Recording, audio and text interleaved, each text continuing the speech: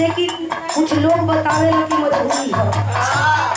आजकल शिक्षित समाज बा सबे जानता कि का गवात है, लेकिन बता दिहल जरूरी होला ताकि लोग पता लगे है। ऐसे बढ़िया हम बता दे पता लगोला के जरूरत नहीं है।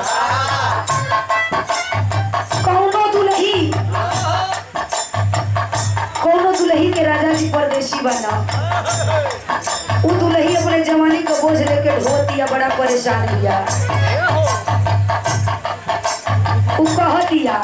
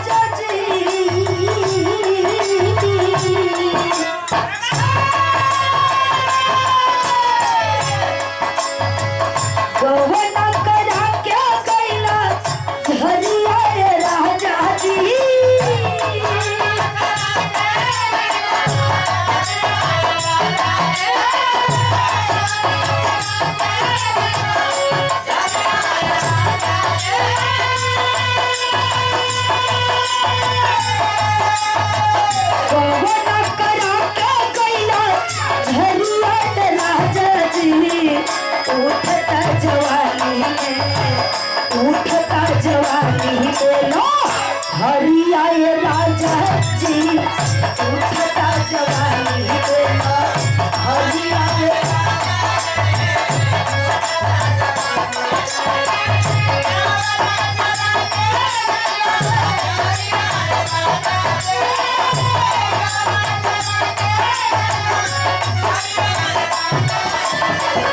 उठता जवानी उठता जवानी लो हरिया राजा जी, उठता जवानी लो हरिया राजा जी।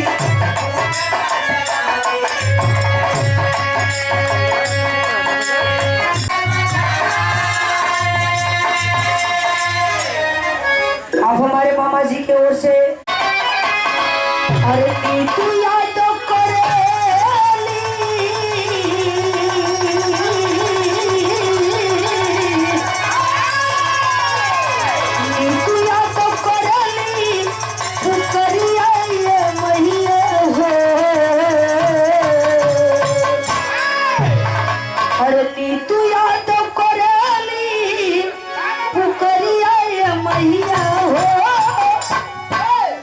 जो ही कहिए